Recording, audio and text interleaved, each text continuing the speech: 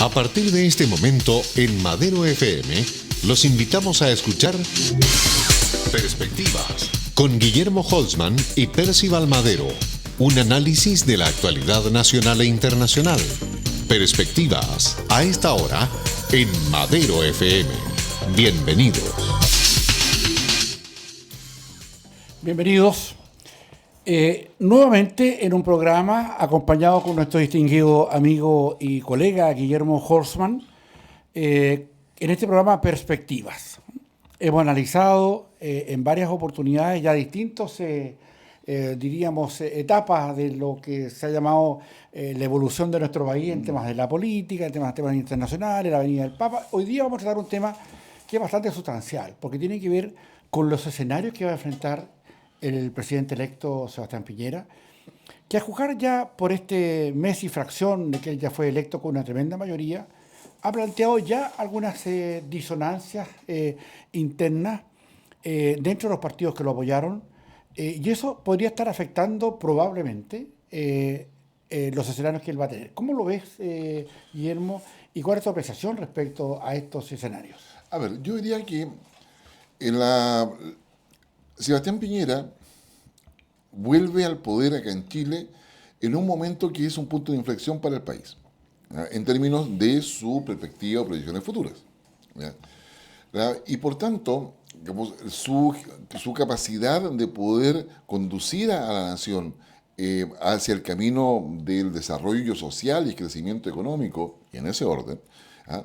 Va a ser fundamental, o sea, sinceramente fundamental.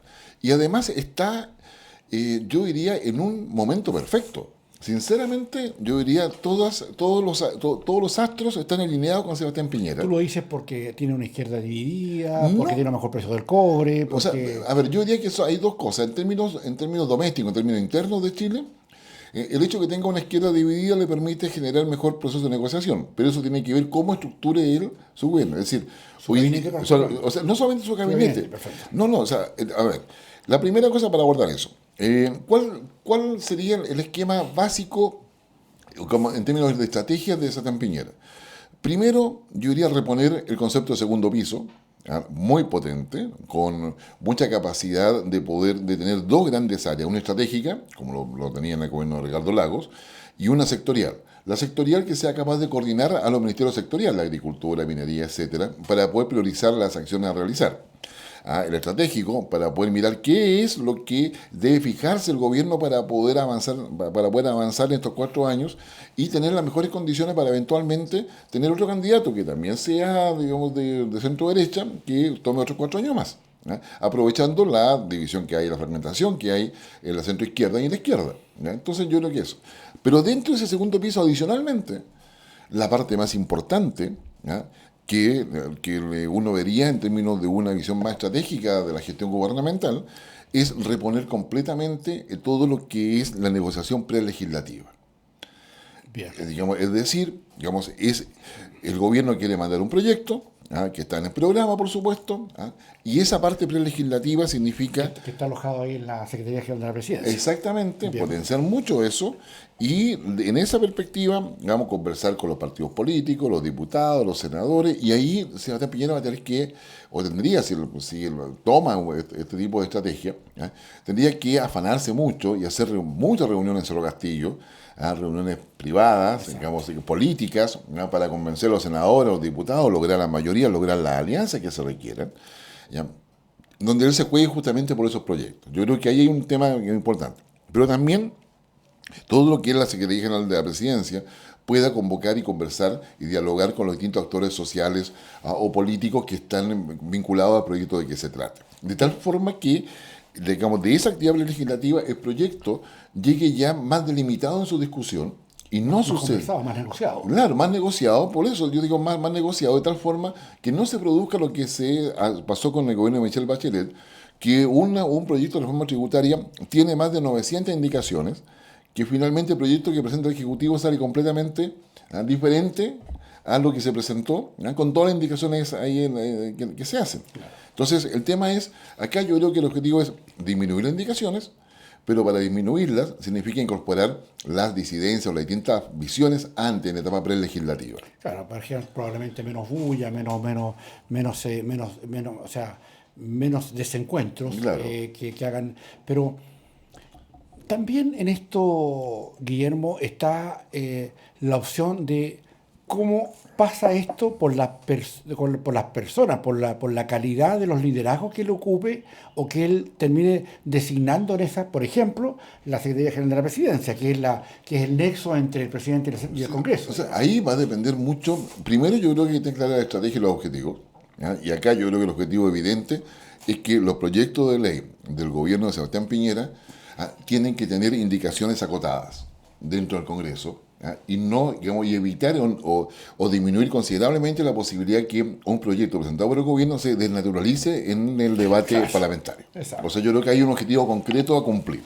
¿Cómo se logra ordenarse eso? internamente para Claro, efectos de que tenga una mejor legislación, ¿no? Exactamente. ¿Cómo se logra eso? Teniendo una muy potente etapa prelegislativa. Yo creo que eso es fundamental.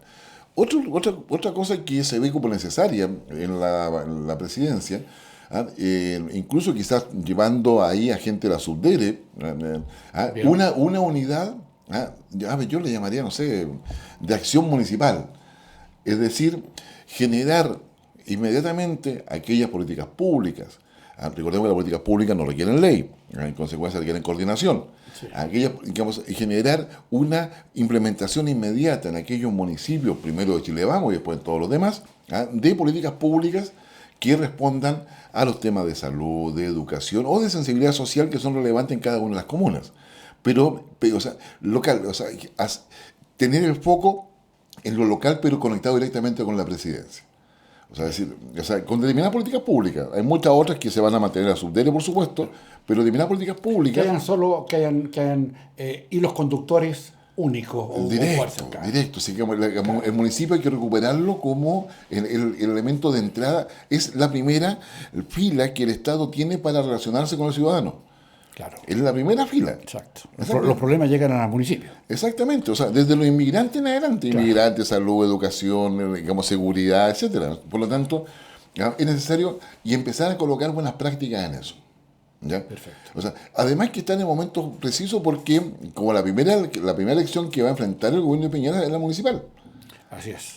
En consecuencia tiene espacio ahí para poder manejar los consejos comunales, etcétera. No pasar por arriba de la institucionalidad, pero colocar sí la presión presidencial, que es muy fuerte. Yo creo que eso es... Ahora, Guillermo, también en estas consecuencias, o cómo el gobierno se va a ir armando, también pasa por circunstancias que son paralelas a esto, que van por otro carril.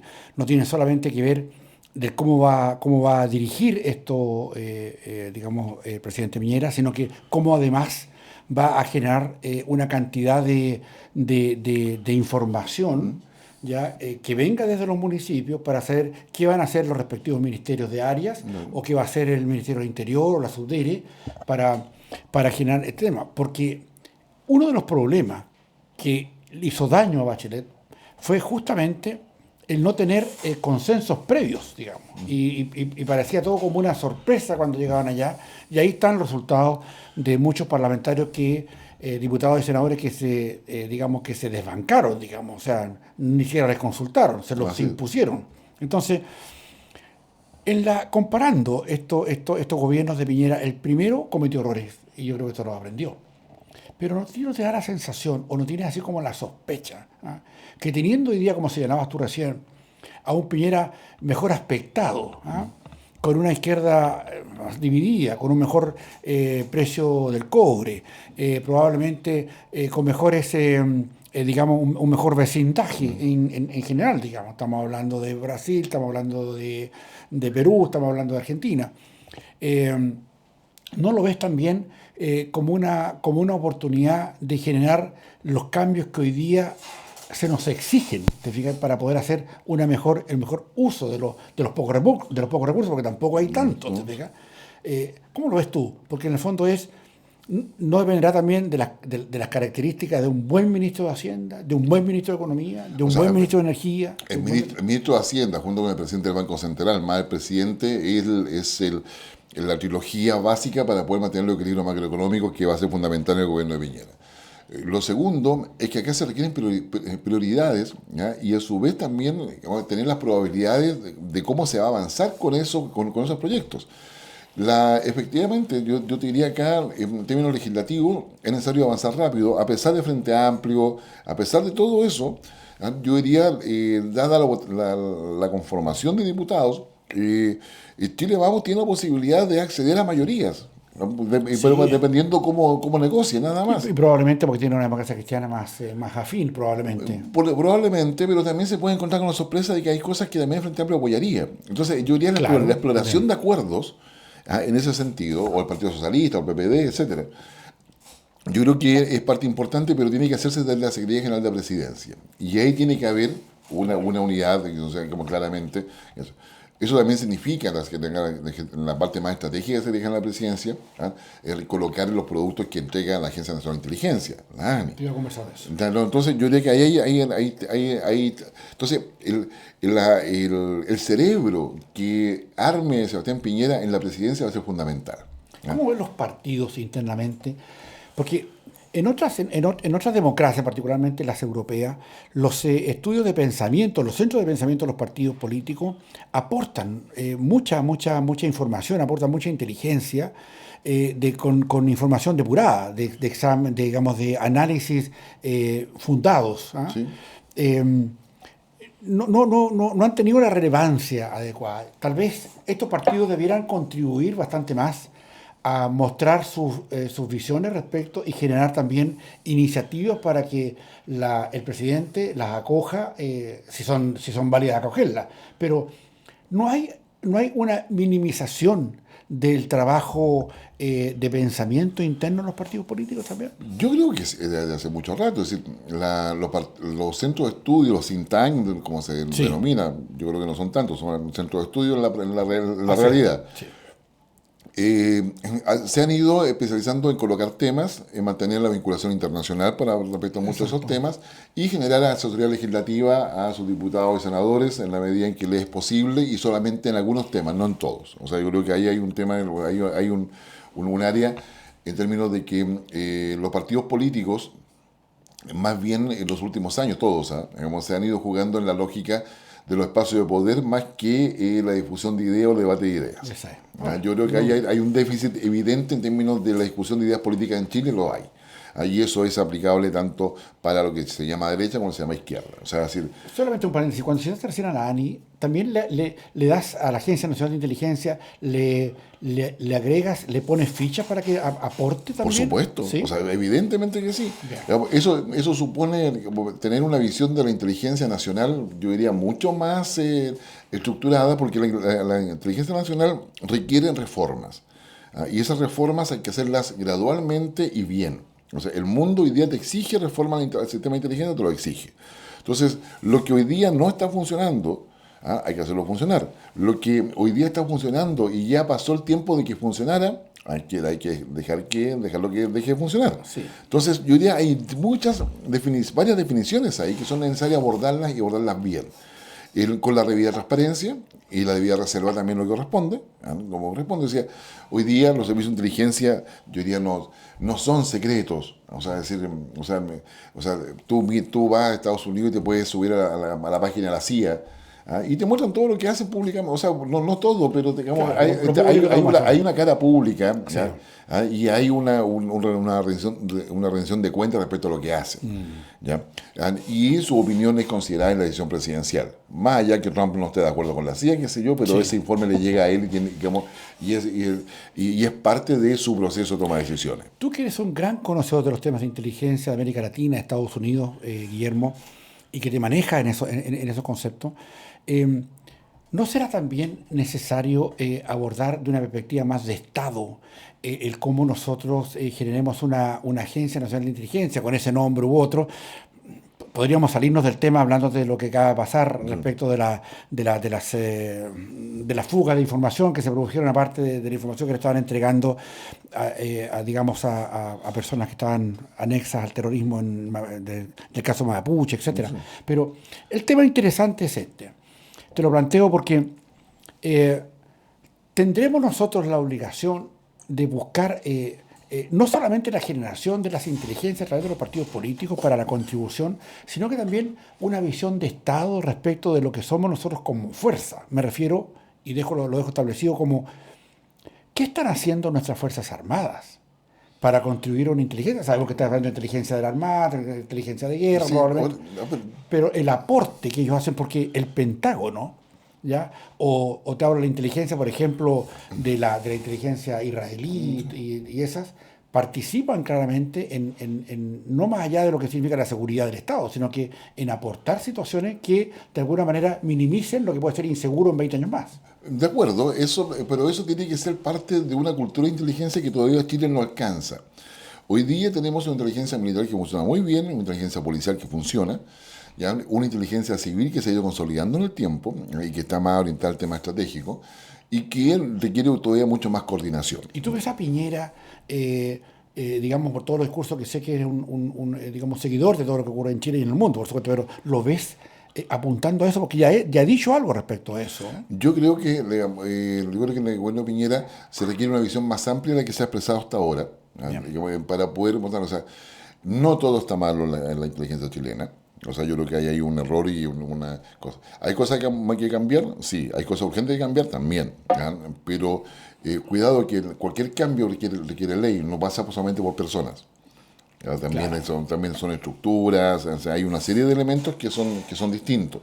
La visión de la inteligencia hoy día estratégica asociada al jefe de Estado tiene que ver con esos escenarios futuros. Tengo un solo ahí. Si uno hace análisis, ¿cuál va a ser lo que va a marcar el gobierno de Piñera? O sea, ¿cuál sería el punto cúlmine en términos de lo que va a marcar el gobierno de Piñera? Yo me atrevería a decir, hoy día, de que va a ser la APEC 2019. La APEC que se hace acá en Chile. Bien. La APEC 2019 es la que debiera, digamos, entregar todos los lineamientos para lo que va a ser la gestión estratégica del presidente Piñera. Más allá de lo que ya tiene programático, de programa interno, parte importante debe estar vinculado a eso. Hoy día Piñera, cuando asuma, se va a encontrar a puertas primero para decir así muy rápido listado, se va a encontrar primero con el juicio oral de La Haya con Bolivia. ¿Ya? Digamos, después se va a encontrar con que Raúl Castro deja el poder en Cuba. ¿Ya? Entre medio, digamos, vamos a ver cómo sigue PPK en Perú, cuya fragmentación y división interna es importante. Así es. Vamos a tener la elección en Colombia, que tampoco es fácil, con miembros de la FARC como candidato presidencial. Así es. ¿Ya? Vamos a tener elecciones en México, también el año de este año. Sí. ¿Brasil? Digamos, Brasil también entra en complicación. Ahora bien, sucede que ese es más o menos el panorama. Al otro lado del Pacífico, ¿ya? Tenemos una China que acaba de decir que es comunista pero es capitalista. ¿Ya? Cosa muy curiosa. ¿Ya? Y que va a liderar no solamente lo que es la preocupación por el medio ambiente, tomando los acuerdos, ¿no es cierto?, digamos, que en su minuto se toman a nivel mundial. Está hablando de París. Sí, el Acuerdo de París, toma el Acuerdo de París y lo lidera una vez que se sale Trump de todo eso. Señala de que China va a liderar lo que es una gran alianza de países cooperativos para poder crear un tratado de libre comercio con todos ellos. Entre tanto, China amplió su tratado de libre comercio con Chile. Entre tanto, China hoy día está negociando su situación comercial con Estados Unidos, teniendo como justificación Corea del Norte. China a su vez anunció lo que es la ruta de la seda marítima y terrestre, que cruza por todo Medio Oriente y entra por Turquía a Europa. Exacto. ¿Ya? Una cantidad enorme de recursos. Y China además ha anunciado que quiere ser la plataforma industrial de este siglo, el siglo XXI. Y agreguemos a eso que hay informes de inteligencia económica ingleses que señalan que el año 2034, o sea, a la vuelta de la esquina, la economía china va a ser más importante que la economía americana. Sin lugar a dudas. Los saltos tectónicos, que así lo llama la visión estratégica de China, incluyen que el incremento importante de la clase media china. Para tener una idea, se plantea que aquí al 2030 China va a construir 200 ciudades de 3 millones de habitantes cada una para poder absorber la migración campo-ciudad que se va a producir en virtud del proceso de industrialización que ellos tienen.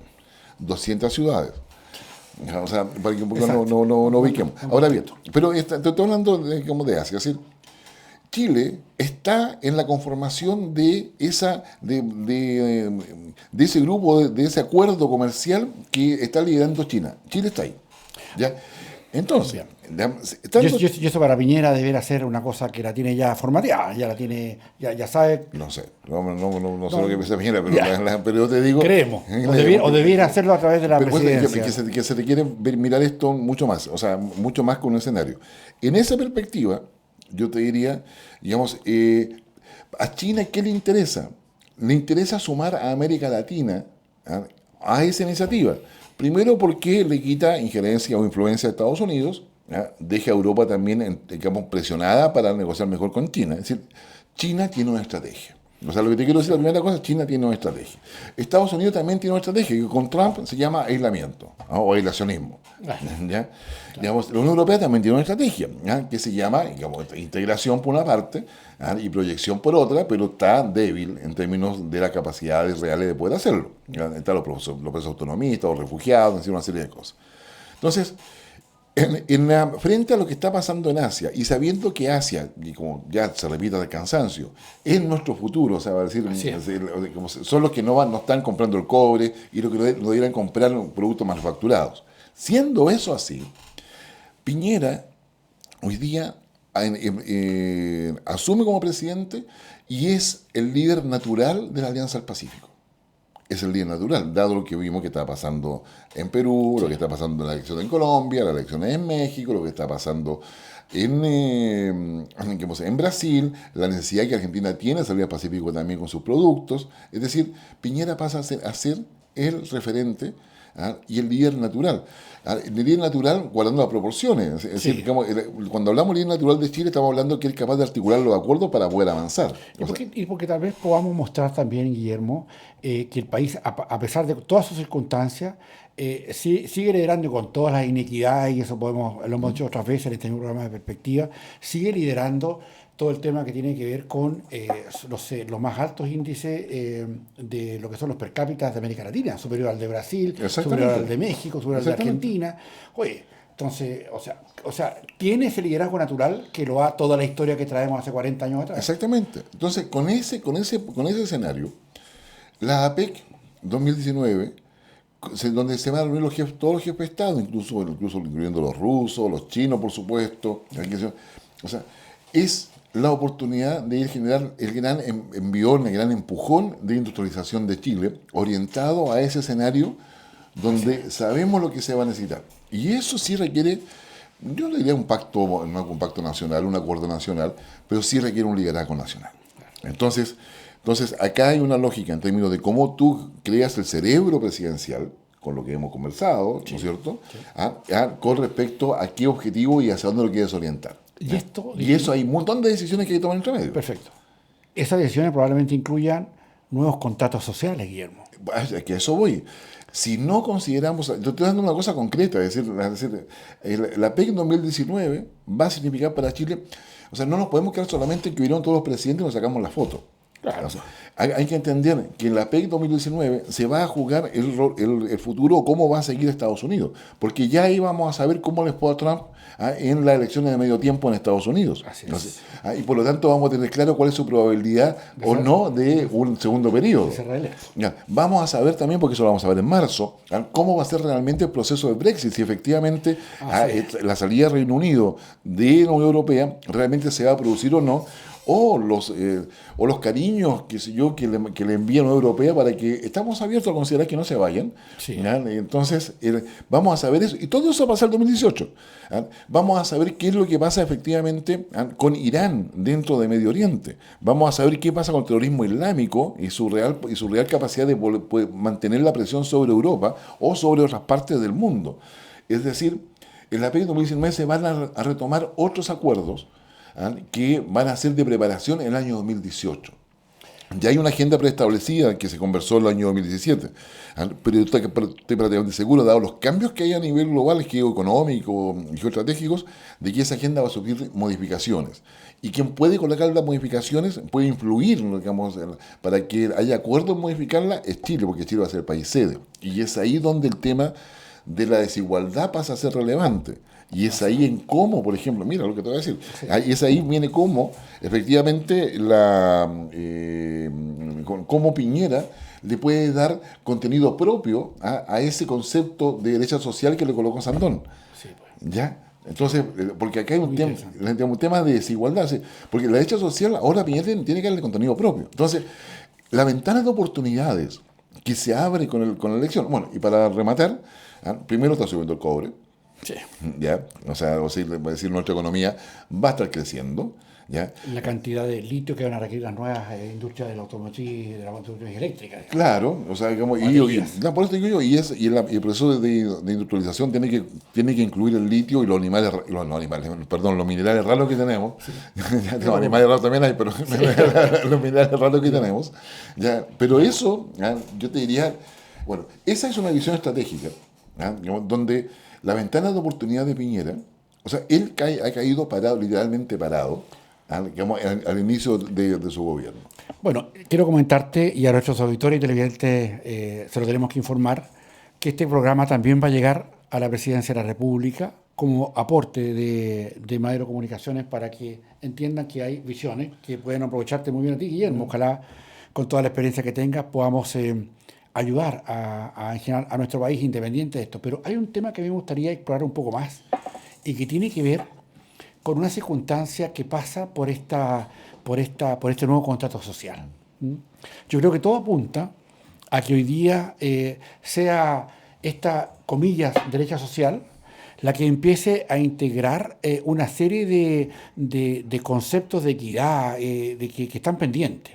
La cancha en Chile está. Es verdad que tenemos el per cápita más alto de América Latina, incluso de varios países del Caribe, pero claramente el presidente tiene una oportunidad de poder dar vuelta a esa página y que esta derecha que estuvo muy pegada a valores de tipo económico, etcétera, porque claro, del crecimiento depende la recaudación de impuestos. Así es. Y de la recaudación de impuestos depende de las políticas públicas. Así es. Entonces, ¿cómo finalmente esta oportunidad que engloba todo lo que ha señalado con particular brillo, digamos, o sea, todo el camino y el mecanismo que hoy día viene sentado en esta PEC y en todas las condiciones que van a ocurrir en el mundo, con la necesidad y digo yo con la voluntad expresada, pero digamos abiertamente de China, para poder seguir creciendo, y estas 200 ciudades que va a crear de 3 millones de personas como señalaba, genera una cantidad de recursos y materias primas que nosotros podemos dárselas en algunos casos. Entonces el punto está en cómo le decimos finalmente o cómo colaboramos con nuestro país, entregándole directrices que de nuestro programa y de tus conocimientos podrían particularmente ser cómo hacemos un nuevo contrato social en definitiva. Porque esto tiene que cambiar. O sea, un nuevo contrato social hoy día más que nunca. Más allá de Sandor, me refiero. Sí, que el contrato social se parte desde abajo hacia arriba. No parte de. ¿Cómo se llama? Se puede imponer. No se puede imponer. O sea, eso hay que partir de esa base. El tema para poder construirlo de abajo hacia arriba tiene que ser mucho más creativo lo que se ha hecho hasta ahora de aplicar determinado tipo de técnicas de ciencias sociales, sino que tiene que ser mucho más simple. Yo diría recoger lo que la gente piensa nada más. O sea, digamos, es tan simple como eso. Claro. No colocar a la gente que menos ¿cómo quiere ser feliz usted? O sea, no, quiero ser feliz. Créeme que la metodología para recogerlo desde abajo y ir creando ese contrato es mucho más simple de lo que se piensa y no es sofisticado. Requiere atención, requiere así asertividad metodológica para poder ir colocando los instrumentos. No es lo mismo recoger la información en Santiago que recogerla en Calama, por ejemplo. Bien. ¿Ya? O sea, entonces hay que hacer diferenciaciones, ponderaciones distintas, en fin, hay una serie de elementos que son distintos. Entonces yo diría, ahí hay cosas que yo me atrevería a decir, se requiere, yo diría, una visión pensante, pero eso, digamos, supone quizás poder tener muy claro de que quizás para poder empezar a construir un contrato social, yo creo que la pregunta metodológica esencial es ¿qué tipo de contrato no queremos?